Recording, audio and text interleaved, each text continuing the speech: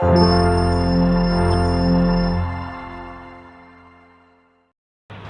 बच्चों, मैं आप सभी का K5 ट्यूटोरियल क्लासेस में बहुत बहुत स्वागत करता हूं। तो आज देखते हैं कि आज बच्चों के लिए क्या नया है।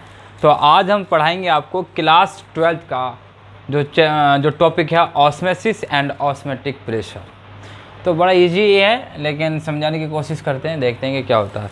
ऑस्मोसिस में अगर समझाऊँ या ऑस्मेटिक प्रेशर की मैं बात करूँ, तो जैसे आप घर में चाय बनाते हैं, तो जो चाय बनाते हैं वो बनाते हैं आप छन्नी में। तो छन्नी में जो चाय बनेगी, तो छन्नी में उसको छानेंगे आप। किसमें छानेंगे? छन्नी में।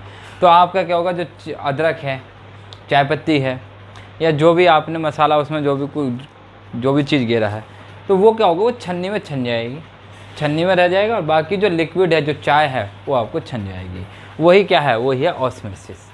क्या है वो? ऑस्मोसिस। फिर ऑस्मेटिक प्रेशर है, फिर रिवर्स ऑस्मोसिस है। ये 3 टॉपिक हैं, तीनों के तीनों टॉपिक आज आपके क्लियर हो जाएंगे। तो सबसे पहले बात करते हैं कि हम ऑस्मेटिक प्रेशर से को समझने से पहले हम समझते हैं कि ऑस्मोसिस क्या है। ऑस्मोसिस क्या है? तो अगर बात करें तो देखें, तो एक डायग्राम बना रहे हैं हम। अच्छा, ये जो क्या कहते हैं, जो आपकी जो छन्नी होती है ये प्लास्टिक की होती है, ये स्टील की बनी होती है, लेकिन इसके अंदर एक SPM लगा हुआ होता है, जिसको बोलते हैं हम सेमी परमिएबल मेम्ब्रेन, जो कि एक ऑर्गेनिक मेटल की बनी होती है। किसकी बनी होती है? ऑर्गेनिक मेटल की बनी होती है। तो देखते हैं कैसे समझाने की कोशिश करते हैं हम इसे। तो हमने एक बीकर लिया, इस बीकर के अंदर हम एक यहाँ SPM लगा रहे हैं। क्या लगा रहे हैं? SPM, जिसको हम क्या बोलते हैं? Semi permeable membrane. क्या बोलते हैं हम इसको? SPM। इसका जो वर्क होता है, ये एक ऑर्गेनिक मेटल की बनी होती है, ठीक है। इसका वर्क क्या होता है कि इसमें छन्नी लगी होती है इस तरीके से छानने के लिए, ठीक है। इसमें बहुत छोटे छोटे से सुराख होते हैं। अच्छा, इसके अंदर जो लगी होती हैं, काफ़ी सारी लगी होती हैं, मतलब एक लेयर के ऊपर लेयर होती है। ये काफ़ी मतलब एक मोटी सी कह सकते हैं कि जैसे इतनी मोटी है, तो इसके अंदर बहुत सारी लेयर होती हैं। अभी मैं समझाने की कोशिश करूँगा। अब मान के चलिए, ये हमने 2 पार्टों में, हमने इस बीकर को 2 भागों में डिवाइड कर दिया। तो ये जो फर्स्ट पार्ट है, इसके अंदर मैं ले लेता हूँ प्योर वाटर।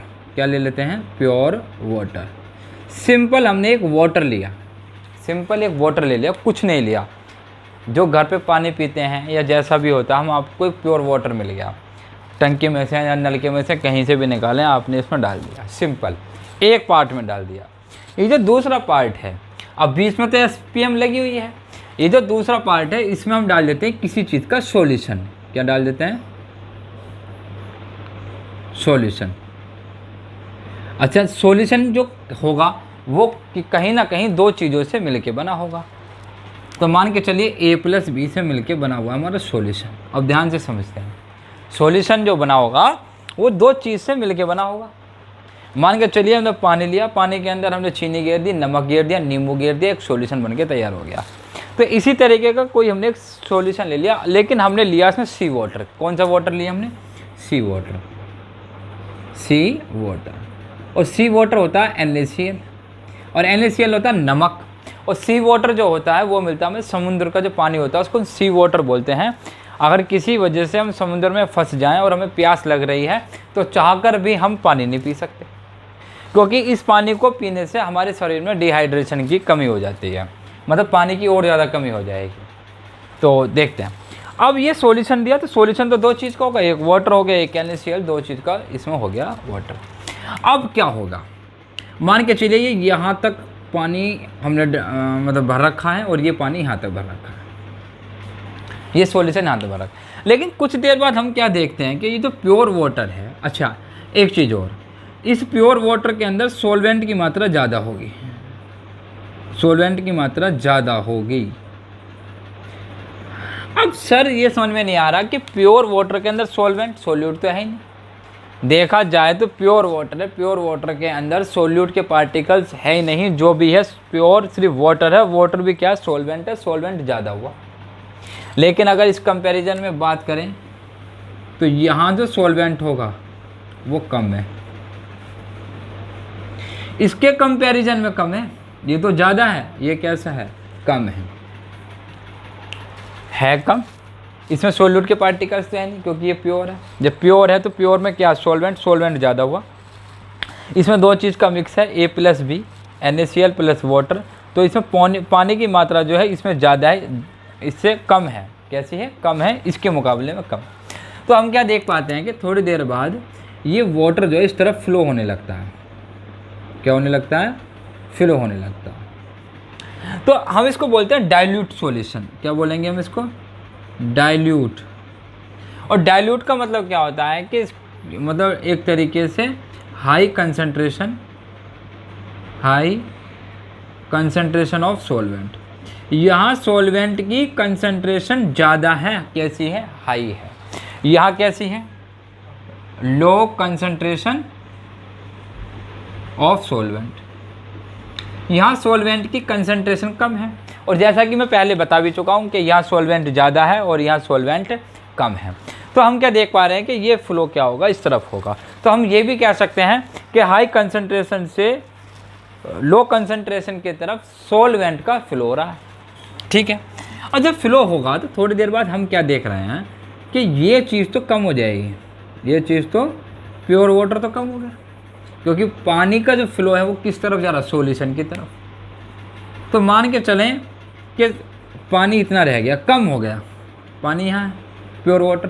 पहले प्योर वाटर यहाँ तक था, अब प्योर वाटर कम हो गया क्योंकि फ्लो इस तरफ हो रहा है। ठीक है। तो लेकिन हम थोड़ी देर बाद देखेंगे इसका एरिया ये तो बढ़ जाएगा। पहले यहाँ तक था, अब ये यहाँ तक हो गया, कुछ नहीं है, अब ये यहाँ तक हो गया। ठीक है। अब जैसे जैसे जैसे प्योर वाटर का फ्लो सॉल्यूशन की तरफ होगा तो सॉल्यूशन की मात्रा बढ़ जाएगी और प्योर सॉल्वेंट की मात्रा जो कम हो जाएगी। इसी को बोलते हैं, क्या बोलते हैं? इसी को बोलते हैं ऑस्मोसिस। क्या बोलते हैं? ऑस्मोसिस। ऑस्मोसिस क्या बोलते हैं? Osmosis. When a pure solvent and it is solution with a non-volatile solute are separated with a semi-permeable membrane, then the solvent particles pass through the membrane from solvent side. solvent की side जो होगा इसका flow होगा, side of the solution side. The phenomena is called osmosis. सीधे सीधे हम language में ये कह सकते हैं कि हाई कंसंट्रेशन से लो कंसंट्रेशन की तरफ जब सॉल्वेंट का फ्लो होगा तो उसे हम क्या बोलेंगे? ऑस्मोसिस बोलेंगे। क्या बोलेंगे? ऑस्मोसिस। ठीक है सर। फिर ऑस्मोटिक प्रेशर क्या है? ऑस्मोटिक प्रेशर क्या है? ऑस्मोटिक प्रेशर को देखिए, एक लाइन देखिए, ये लिखा हुआ SPM। क्या लिखा हुआ? SPM। SPM में एक चीज़ लिखिए, it always only solvent to flow.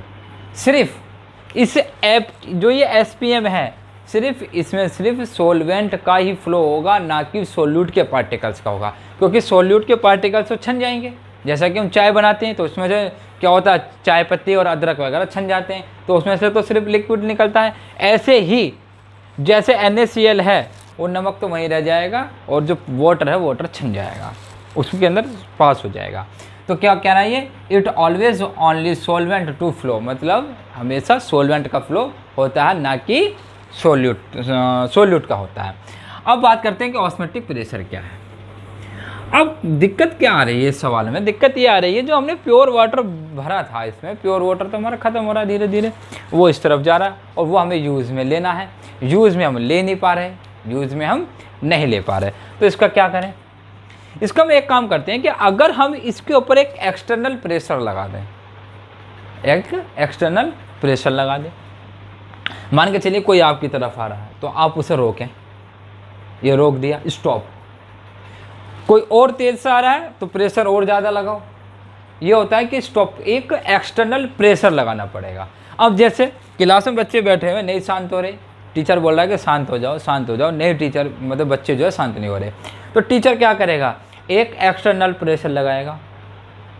किसके माध्यम से? या तो डंडी लगाएगा, या उन्हें डांट लगाएगा, या उन्हें ऐसी खरी खोटी सुनाएगा जिससे उनको थोड़ा सा एम्बेरस सा फील हो, ताकि वो शांत बैठें। इसको बोलते हैं कि एक एक्सटर्नल प्रेशर लगाएगा। तो यहाँ हमने एक पिस्टन लगाया और एक एक्सटर्नल प्रेशर लगा दिया। अब ये प्रेशर लगाया हमने, अब जैसे ये प्रेशर लगाया तो ये फ्लो रुक गया होगा। टेक्निकली आप सोच के देखो थोड़ा सा, पहले तो फ्लो इस तरफ हो रहा था, इस फ्लो को रोका तो किस तरीके से रोका, हमने एक एक्सटर्नल प्रेशर लगा दिया इसमें, ठीक है। एक्सटर्नल जैसे प्रेशर लगाया होगा तो ये फ्लो स्टॉप हो गया होगा। अब जैसे ये रुका होगा, इसी को ही हम क्या बोलते हैं कि ऑस्मेटिक प्रेशर, ऑस्मेटिक प्रेशर बोलते हैं, ठीक है सर। अब जैसे ये रुका होगा, मतलब एक्सटर्नल प्रेशर, मान लो फ्लो तेज है तो एक्सटर्नल प्रेशर और ज़्यादा लगा दो, फ्लो और तेज है तो एक्सटर्नल प्रेशर और ज़्यादा लगा दो। डिपेंड करता है कि फ्लो जैसा होगा वैसा ही हमारा प्रेशर होगा। इसको बोलते हैं कि ऑस्मेटिक प्रेशर, ठीक है। It is spontaneous flow of solvent particles through SPM, semi permeable membrane, from dilute solution to concentrated solution. High concentration से लो कंसंट्रेशन की तरफ इसका फ्लो हो रहा है। लेकिन ये जो फ्लो हो रहा है ना, ये अपने आप हो रहा है। हमने सिर्फ यहाँ पानी डाला, यहाँ सॉल्यूशन डाला, मतलब प्योर वाटर, ये फ्लो अपने आप हुआ। ये फ्लो हमने नहीं कराया, ये नेचुरली हुआ है। कैसा हुआ है? ये नेचुरली हुआ, डाल दिया अपने आप ही, क्या सॉल्वेंट का फ्लो हो रहा है, ठीक है। तो ये एक स्पॉन्टेनियस रिएक्शन है। लेकिन जब हमने इसमें एक्सटर्नल प्रेशर लगाया तो ये रुक गया, जिसको क्या बोलते हैं? Osmotic pressure. अच्छा, एक होता है रिवर्स ऑस्मोसिस। एक क्या होता है? Reverse osmosis. क्या होता है रिवर्स ऑस्मोसिस? ये होगा कि मान के चलो जैसे हमने इसमें प्रेशर लगाया तो ये फ्लो रुक गया। अगर जैसे जैसे मैं प्रेशर को बढ़ाऊंगा, इस प्रेशर को मैंने इंक्रीज करा, मान के चलो पहले मैंने 1 पास्कल लगाया प्रेशर, फिर 2 पास्कल, फिर 3 पास्कल, मतलब मैंने प्रेशर में बढ़ाते जा रहा हूँ। तो आप क्या देखेंगे, जैसे जैसे प्रेशर होगा तो ये जो होगा सॉल्यूशन का जो फ्लो इस तरफ हुआ था वो वापस इस तरफ होने लगेगा, वो वापस इस तरफ होना। इसको बोलते हैं रिवर्स ऑस्मोसिस। क्या बोलते हैं? Reverse osmosis. Reverse RO reverse osmosis. और आपने देखा होगा आपके घर के अंदर RO लगे होते हैं, ये RO इसी पे वर्क करते हैं, इसी को बोलते हैं रिवर्स ऑस्मोसिस। अगर ये प्रेशर मैं ज़्यादा लगा दूं, इतना ज़्यादा लगा दूं कि ये वाला सॉल्यूशन द्वारा से इस तरफ आने लगे, मतलब लो कंसंट्रेशन से हाई कंसंट्रेशन की तरफ द्वारा से अगर फ्लो होने लगे तो इसको क्या बोलते हैं? RO। दूसरी बात, जो ये ऑस्मोसिस होता है ये एक स्पॉन्टेनियस रिएक्शन होती है, लेकिन जो रिवर्स ऑस्मोसिस होता है ये नॉन स्पॉन्टेनियस रिएक्शन होती है, ये हमें करानी पड़ती है, होती नहीं है। अगर मैं ये प्रेशर ना लगाऊं तो रिवर्स ऑस्मोसिस नहीं हो सकता। इसी को बोलेंगे हम नॉन स्पॉन्टेनियस रिएक्शन है, मतलब नॉन स्पॉन्टेनियस है RO, लेकिन ऑस्मोसिस क्या है? स्पॉन्टेनियस है। और जो एक्सटर्नल प्रेशर लगाया है वो प्रेशर मैंने इसलिए लगाया है कि जो इसका जो फ्लो है वो फ्लो रुक सके। अब 2-4 बातें और हैं कि जो अच्छा प्रेशर जो है, इस प्रेशर को हम पाई से रिप्रेजेंट करते हैं। किससे रिप्रेजेंट करते हैं? पाई से। अगर P = पाई है, मैं इसको साफ कर देता हूँ, तो जैसा आप देखेंगे यहाँ,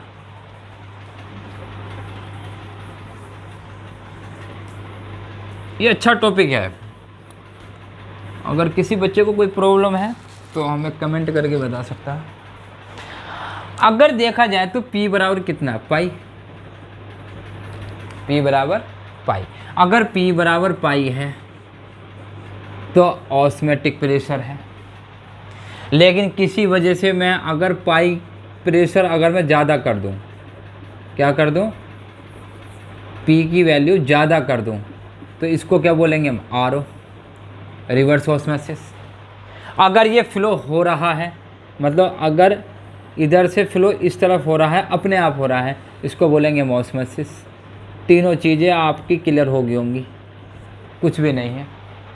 अगर अपने आप हो रहा है तो ऑस्मोसिस, अगर उसको रोक रहे हैं तो ऑस्मेटिक प्रेशर, फ्लो अगर ज़्यादा लगा दिया तो रिवर्स ऑस्मोसिस।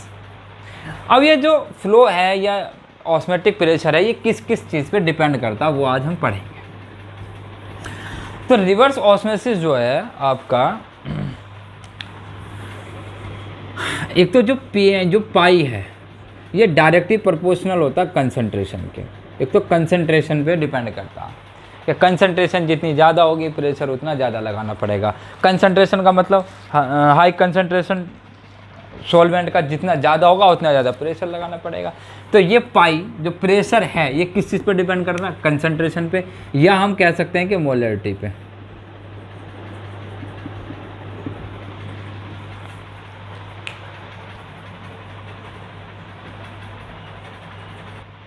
कर दे तो देखते हैं कि पाई जो है कंसंट्रेशन, या हम बोल सकते हैं कि मोलरिटी ऑफ सॉल्यूशन पे डिपेंड करता है।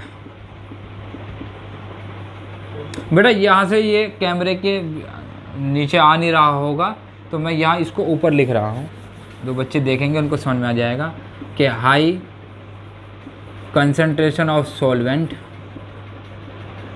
और इसको बोलते हैं लो कंसंट्रेशन ऑफ सॉल्वेंट। इसको क्या बोलेंगे? Low concentration of solvent. ठीक है। अच्छा, अब ये डिपेंड कर रहा है किस किस पे?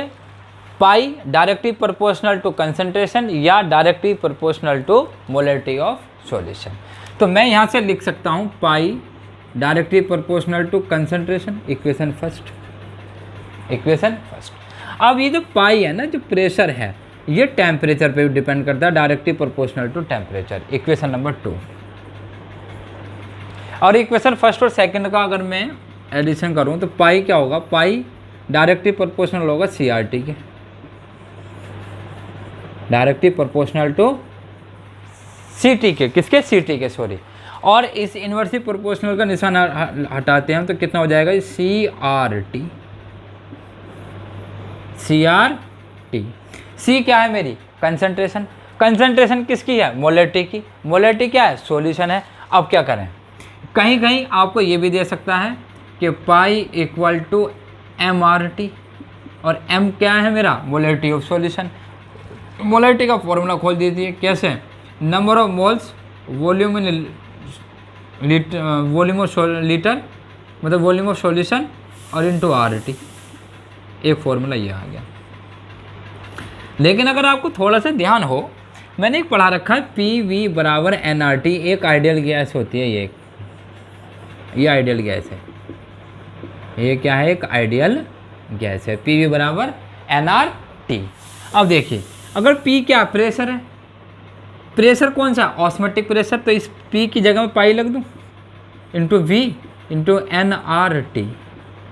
पाई मेरा यही है, V को मैं नीचे ले जाऊँ तो N/V/RT। तो देखो दोनों सेम आ रहे हैं, ये दोनों सेम है। यहाँ प्रेशर दूसरा वाला है, गैस के लिए लग रहा है। यहाँ जो प्रेशर लग रहा है वो लिक्विड के लिए लग रहा है। तो यहाँ से फॉर्मूला बना।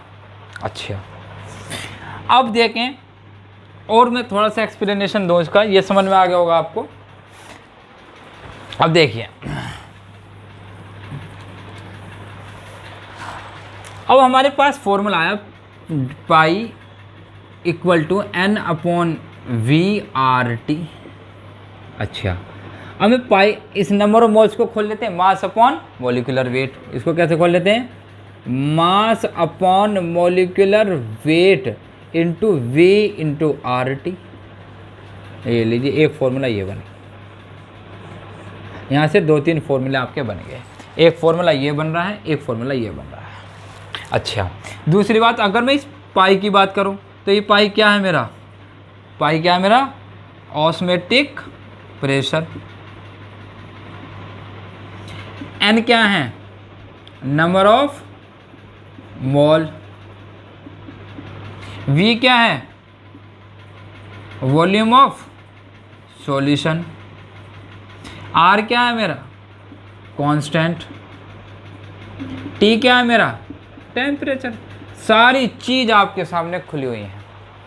और यहाँ से देखें, मास किसका? नंबर ऑफ मोल्स का। मोलिकुलर वेट RT और अपॉन V। यहाँ से भी एक फॉर्मूला तैयार हो रहा है। तो इस पर सवाल बनते हैं क्या? अलग अलग सॉल्यूशन के लिए अलग अलग प्रेशर।